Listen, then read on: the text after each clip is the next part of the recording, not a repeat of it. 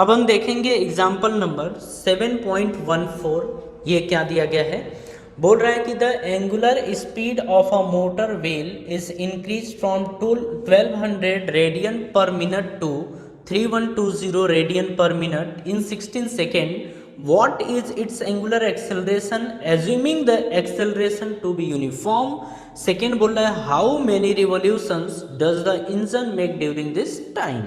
ठीक है, ये हमसे बोल रहा है। तो समझिएगा क्वेश्चन में बोल रहा है कि शुरुआती एंगुलर स्पीड जो है यानी ओमेगा नॉट ये दिया है 1200 रिवॉल्यूशन पर मिनट के बराबर। ठीक है, फिर बोल रहा है कि जब टाइम इसका 16 सेकेंड हो जाता है तो जो फिर से ओमेगा यानी एंगुलर स्पीड मिलती है वो 3120 रिवॉल्यूशन पर मिनट के बराबर होती है। ठीक है, तो इसके बाद बोल रहा है फर्स्ट में कि बताइए एंगुलर एक्सेलरेशन कितना होगा, मतलब अल्फा। सेकेंड बोल रहा है कि 16 सेकेंड में कितने रिवॉल्यूशन कंप्लीट हो चुका होगा, मतलब कि हमें बताना है नंबर ऑफ रिवॉल्यूशन।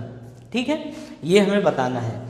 अब समझिएगा ध्यान से, इसे तो सबसे पहले हम कन्वर्ट करेंगे रेडियन पर सेकेंड में। ठीक है, रेडियन पर सेकेंड में कन्वर्ट करने के लिए देखिए क्या करना होता है। अगर हम रिवॉल्यूशन की बात करें तो 1 रिवॉल्यूशन में कितना एंगल बनता है, तो हम बोलते हैं 2 पाई रेडियन के बराबर।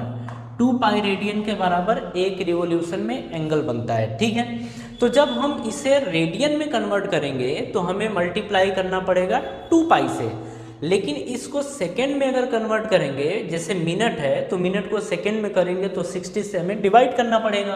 तो हम यहाँ से बोलेंगे कि जो ओमेगा नॉट की वैल्यू है उसे हम लिख सकते हैं 1200 इंटू 2 पाई।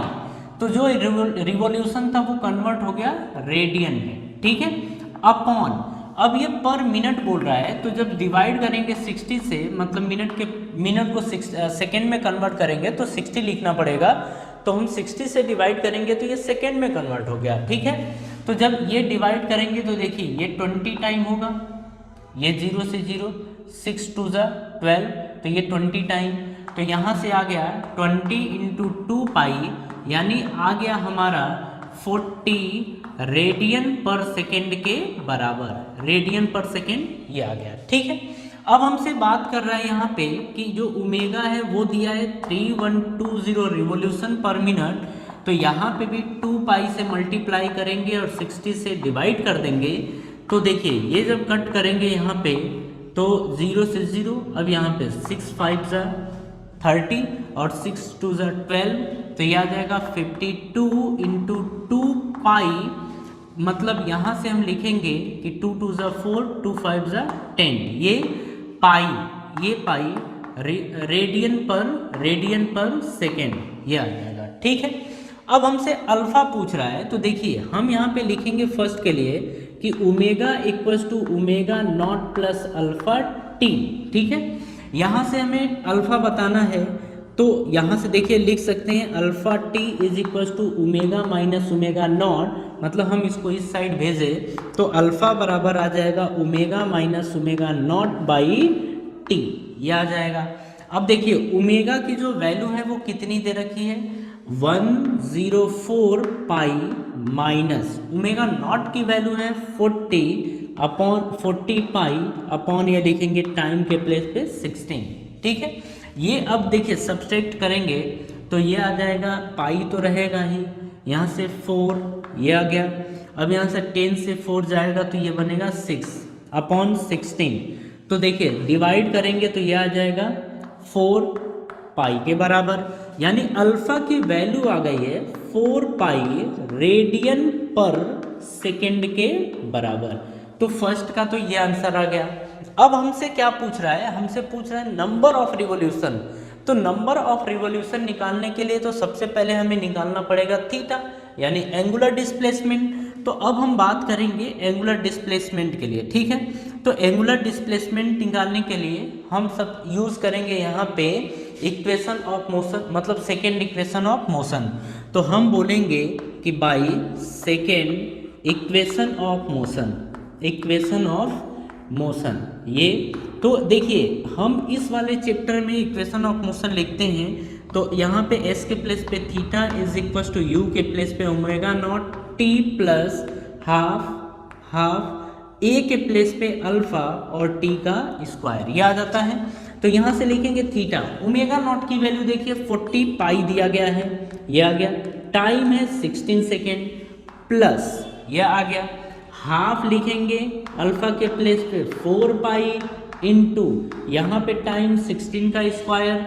तो देखिए 2 से ये कैंसिल करेंगे तो 2 टाइम यानी 2 पाई यहाँ बचेगा, ये भी गया, तो बचेगा कितना, अब ये आ जाएगा 640 पाई प्लस, अब देखिए यहाँ से लिखेंगे 2 पाई इंटू 16 का स्क्वायर होता है 256 के बराबर, ये होता है। तो यहाँ से लिखेंगे 640 पाई प्लस, अब इसका इसमें मल्टीप्लाई करेंगे तो 2 6 12, 2 5 10, 1 11, ये 2 2 4 1 5 पाई, ये आ गया। अब यहाँ पे ऐड कर देते हैं तो ये तो पाई रहेगा, 2 2 5 11, इतने पाई के बराबर आ गया, मतलब इतना रेडियन अभी आया है, मतलब थीटा की वैल्यू किस में आई है, रेडियन में, मतलब इतना टोटल एंगल बनेगा, इसके घूमने में जो ओवरऑल एंगल बनेगा वो इतना बनेगा।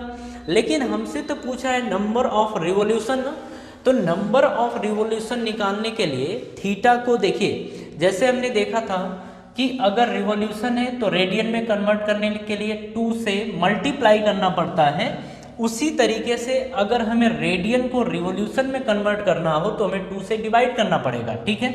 मतलब अगर रेडियन है, इसको कन्वर्ट करना है रिवॉल्यूशन में तो हमें 2 से डिवाइड करना पड़ेगा, मतलब 2 पाई से डिवाइड करना पड़ेगा, ठीक है।